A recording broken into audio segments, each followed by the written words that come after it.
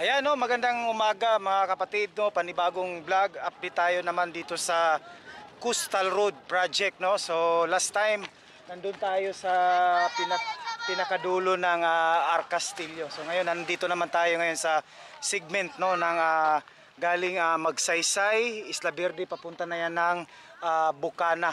Hanggang doon pupuntahan natin yung Davao River no, yung bali putol pa na daan doon no, Davao River.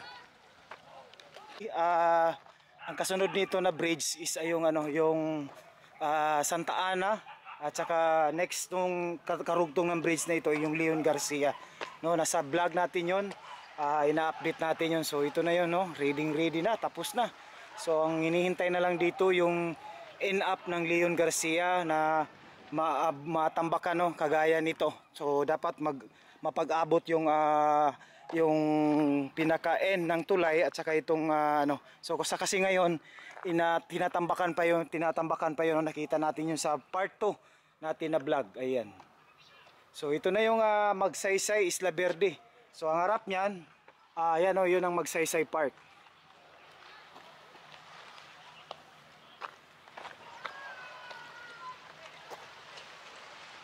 Tayong vlogger dito no, SG Vlogger, shout out sa iyo. So hindi siya naka-duty ngayon. So sa iyong kapwa lang niya na guard ang nandito. So isang vlogger na in charge dito na nagbabantay a guard. So ayan no, so ito na, papunta na ito ng Leon Garcia. So tapos na itong tulay. So yun, pupuntahan natin yung pangalan doon, yung Davao River, kasi mahigit 9 months na tayo no, at 2022 November yata nag-update tayo dito, nag-ride tour no. So ngayon balikan natin kung ano na ang so ito na yung sitwasyon ngayon dito. Ayan, so okay, let's go.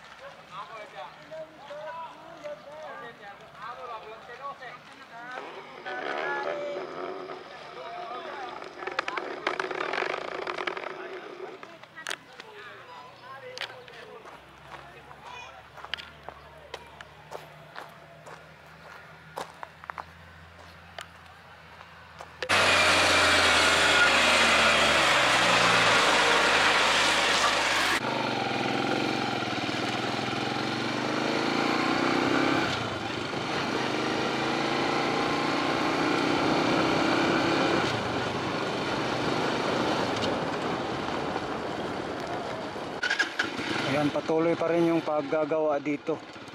Ayan, so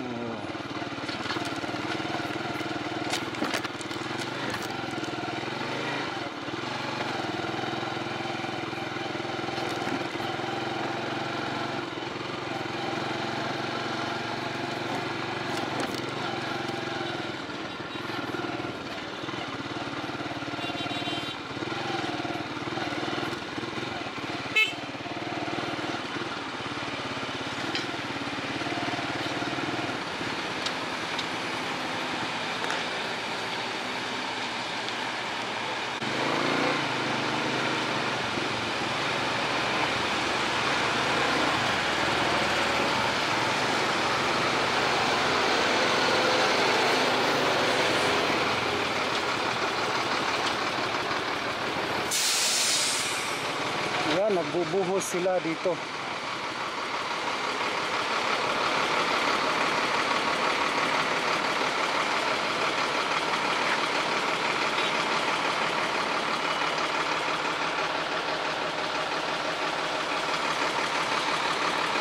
Ayo sa pag-ride tour, yan. So ongoing yung pag-ano nila dito no, sa mga Ano, matagal na ito, 2022, tapos na ito talaga dito. So, binalikan natin para kung ano ang update dito. So, yun, nakita natin, nadaanan natin yung doon na portion na area, no.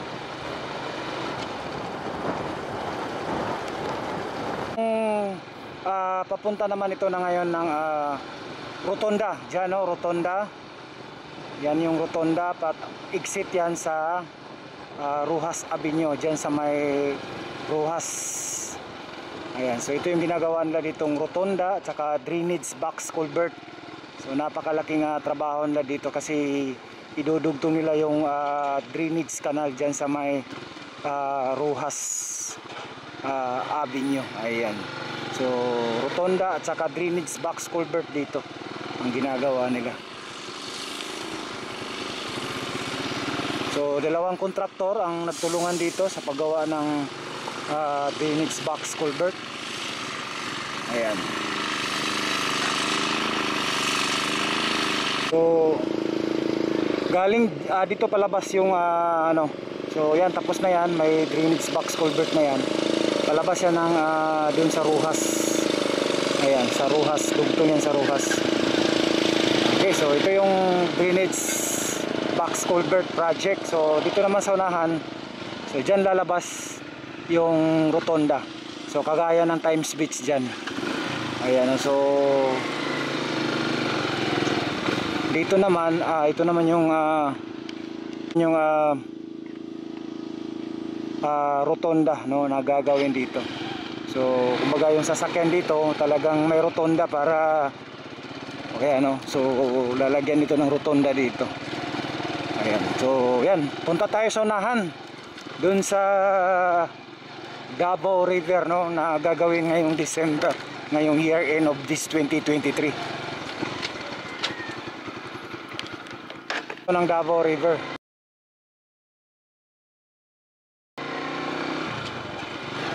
Davao River yan.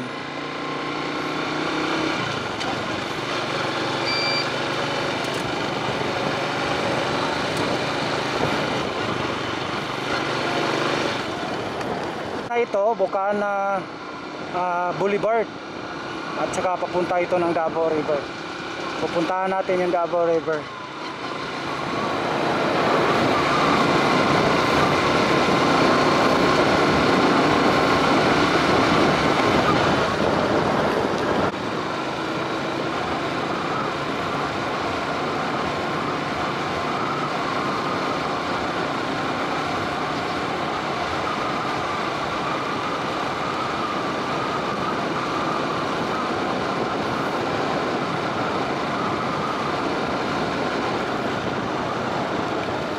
Pinaka end up, no, ito yung Davao River, no, na gagawin pang bridge dito. So ayan, no, may nakita tayo mga pilote kasi para yan sa pagpapatibay dito sa lupa, no, kasi may bridge na gagawin dito. Ayan, update natin dito. So ayan, no, nakita natin yung mga pilote.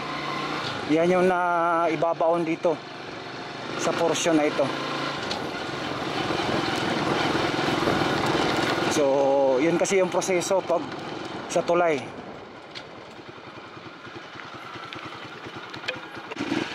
So yun ang proseso, lalagyan niya ng lalo na yung sa abutment, no, yung pinaka-inap ng tulay, lalagyan niya ng pilote para talagang napakatibay, no, at saka tatambakan nila yan. So maraming proseso yan bago sila gagawin ng daan. Ayan, so nandito tayo sa, ayan, no, nakikita na natin. So may mga batang naglalaro dito. Okay, bababa tayo. Ayan, no, nandito na tayo sa Davao River. So ito yung gagawin na bridge this coming December. Ayan, ito. So kaya yung nakikita natin kanina, may mga pilote kasi baka dito yung in-up ng tulay. So hindi kasi pwede tatambak yan diretso-diretso. So may gagawin silang proseso. Lalagyan niya ng pilote, babaon yan ganda. So maraming pilote yan. So bago tatambakan, bago maging isang daan para napakatibay kasi yun ang ano may retaining wall. Yun kasi ang kumbaga babagsakan ng ano. So talagang matibay yung pinaka-pundasyon ng lupa. So yan, babaunan nito, lalagyan nito ng mga crane dito. So pag nag-umpisa na yung bridge dito. Ayan. Yan no, ito na yung Davao River. So ito yung gagawin ng this coming year end o by December o next year, no. Ito yung bridge na gagawin dito. I think China contractor pa rin yung gagawa dito. Ito yung pinakaabangan natin para magdudugtong sa Turil, no, na Times Beach Coastal Road. Ayan, so ito papunta naman ito ng downtown ng Davao City hanggang Arcastillo. Ayan. Ito mga Royal P subscriber dyan at sa mga bago dyan. So pag wala kasing walang tulay, so talagang nagiging useless. So yan ang Davao River. So year in or early of next year, aabangan natin yung gagawa dito. I think nasa vlog natin yun, no? Mga ilang months na yon. So China contractor pa rin yung gagawa dito. So baka this December, kasi yun ang natin, yung nakapag-vlog tayo about sa bridge dito. So ito galing Turil, Times Beach na Coastal Road. So pag may tulay na dito, so magdudugtong na yung downtown, no? Papunta ito ng downtown, papunta ito ng Arcastillo, then connecting ito sa Samal Bridge, Davao City Samal Bridge and Connector Bridge Project. Ayan, so ito. Kapatid, Ruel P, sa mga subscriber dyan, maraming salamat sa pag-watch, no? God bless you all as you watch, and don't skip ads mga kapatid.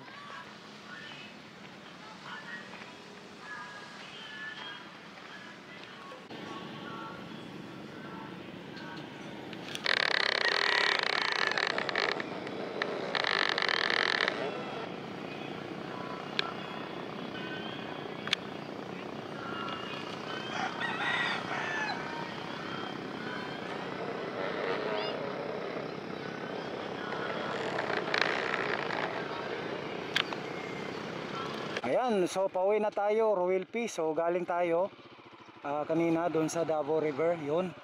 So yan, pauwi na tayo.